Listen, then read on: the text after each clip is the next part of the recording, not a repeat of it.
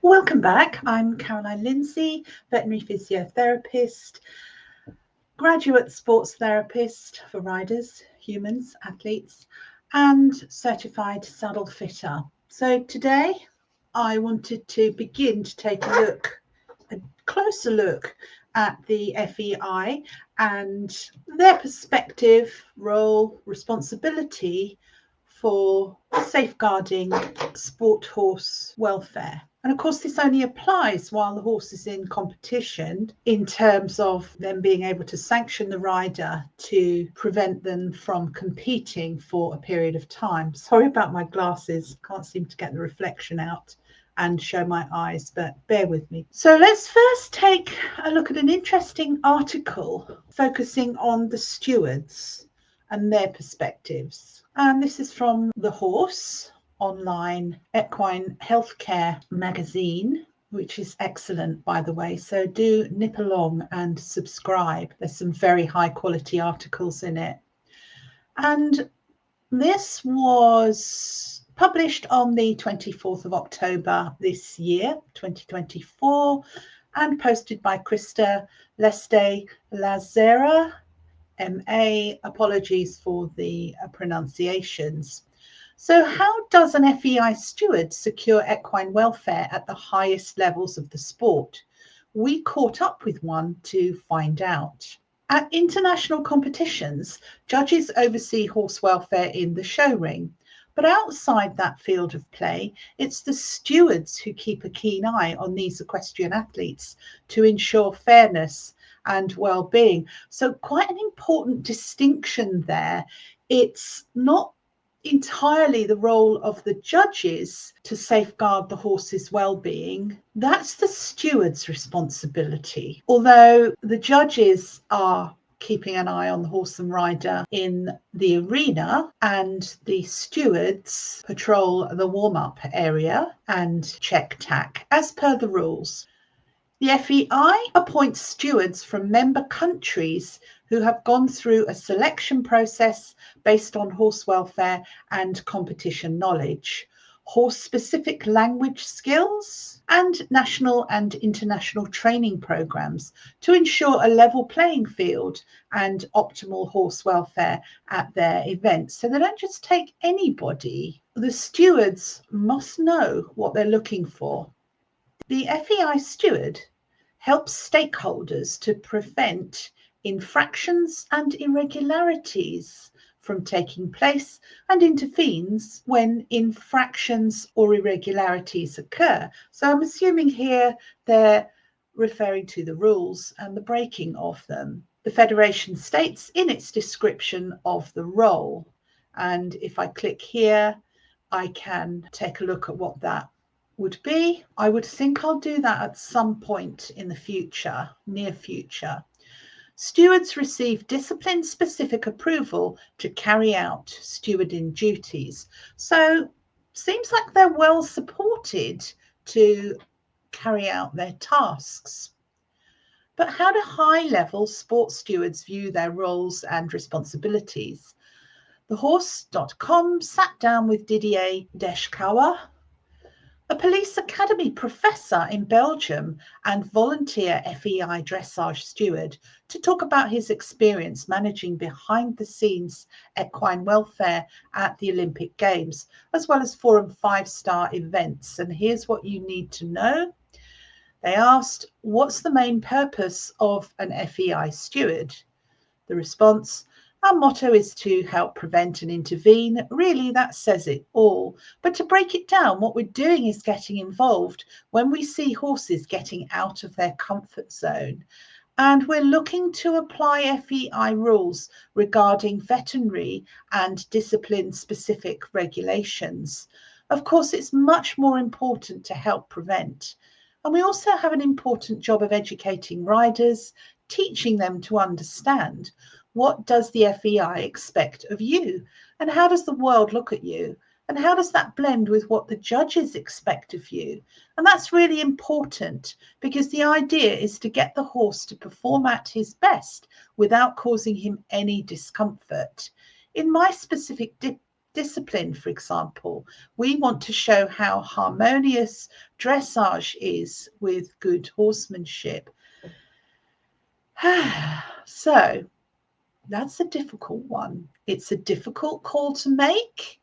And I'm going to be digging around the FEI to see what clarification there is for the horses getting out of their comfort zone. It's not impossible, but I think it's difficult for stewards to confront riders at a show when they've done all their prep, their travel, everything that goes with it. And then the steward has to spot and confront the rider for their rule-breaking misdemeanors. What are your criteria for identifying signs of discomfort? There's not an official checklist, but we have subjective ways of looking for signs of discomfort. You can see it in the eyes and the face and the breathing and the way the horse accepts the bit. Sometimes you can even see a disturbance in the gaits. Sometimes. We also look for extreme hyperflexion. Okay, so again, we have a link here.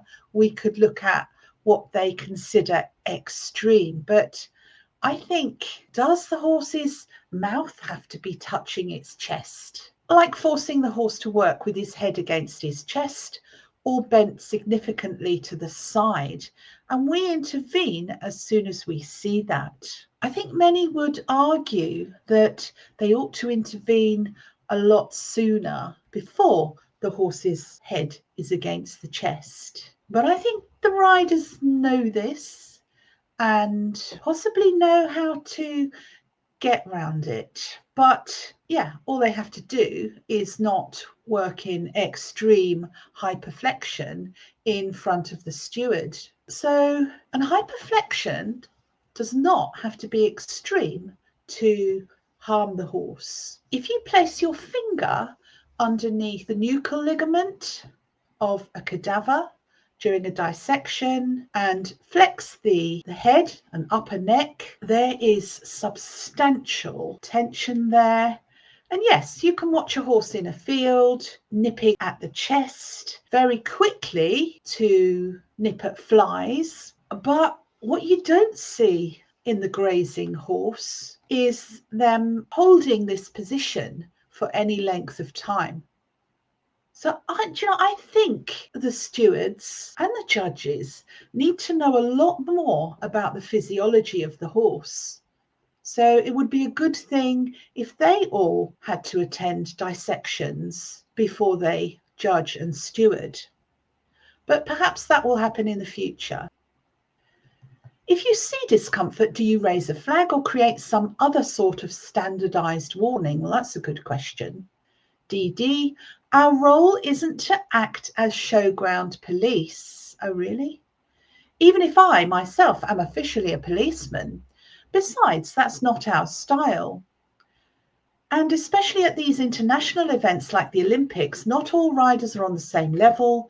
We want to inform riders they're doing something they shouldn't be doing. So we'll approach them without flags or whistles or anything, and we'll aim for an appropriate time to do so, such as when a rider has completed an exercise in the warm-up and stops to reward the horse. Of course, if we find an issue during a post-test check, like blood in the mouth or on the flanks, we report that to judges who decide on elimination. We also work closely with the vet teams on site. The official vets are very observant and maintain great open conversations with us, especially about anything they detect that might suggest pain. So what's going wrong here? Personally, I think the fact that there's no consensus on normal horse movement means that it's difficult to detect the subtle signs of pain, tension, discomfort in a horse that it is struggling with performing. So I'm hoping that in the future, the judges will see horses such as Becky Moody's Jagerbomb and begin to recognise horses that have been trained appropriately and ethically so they can compare them with those that haven't. But this is a difficult call to make.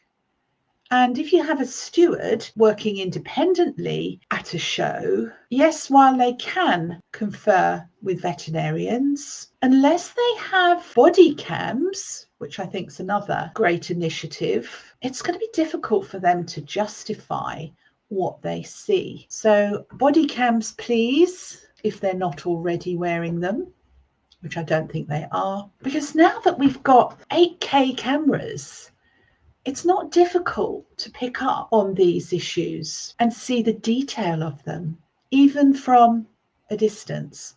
Where on the showgrounds are your areas of intervention and prevention?